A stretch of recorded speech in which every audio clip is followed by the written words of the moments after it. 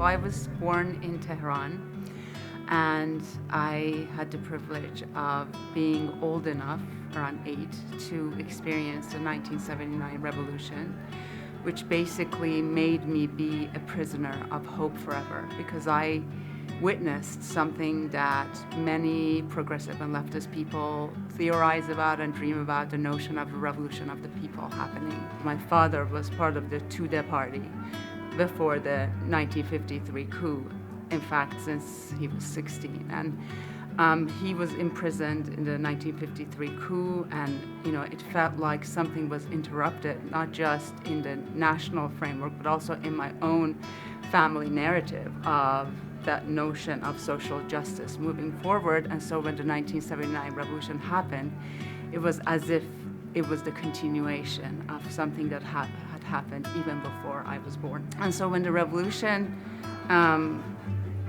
was quote unquote victorious and there was a huge shift, I think it very much politicized me in the sense of knowing that revolutions don't necessarily deliver.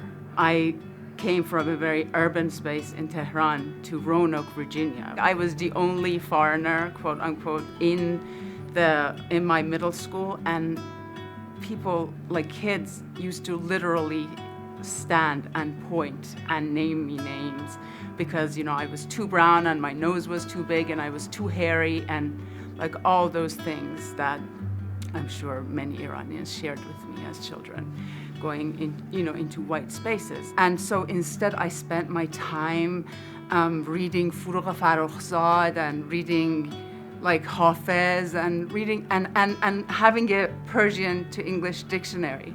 Because of so many reasons, because of that revolution, because of the war, because of who I am and how I negotiated my own sense of self, for a long time I was really, heartbroken doesn't really begin to describe it. I really felt like my reality of experiencing home or experiencing every day was like an open wound, just bleeding. Just homesick is such a light word. It really doesn't describe the conflict. When I discovered this notion of diaspora, it really caught my attention because I forever did not belong to Iran and did not belong to America. But diaspora was not really about a certain type of Iranianness. Diaspora was this space of fluidity and this space of diversity and this space that you could really create your own sense of Iranianness and your own sense of Americanness. I don't think I still really grounded myself in there until I went for my PhD, and I had this incredible privilege of looking at my literature and looking at my history and looking at all these spaces that was snatched away from me, and I was going to claim them on my terms with the resources that I had, which happened to be, graduate school, but whatever. And so as I was doing that work, and as I was also kind of situating myself in the diasporic framework, I think also the thing that really made me be grounded was when I became a mother. And my child is half Iranian, half white American. And I really had to process. And my husband is white American. And so, we live in multiple realities, right? One reality is, yes, my husband and I will never be on the same side. I am a third world subject. He is a first world subject. He's a white male American. I am a brown Iranian woman. There are realities that we will never see the same way.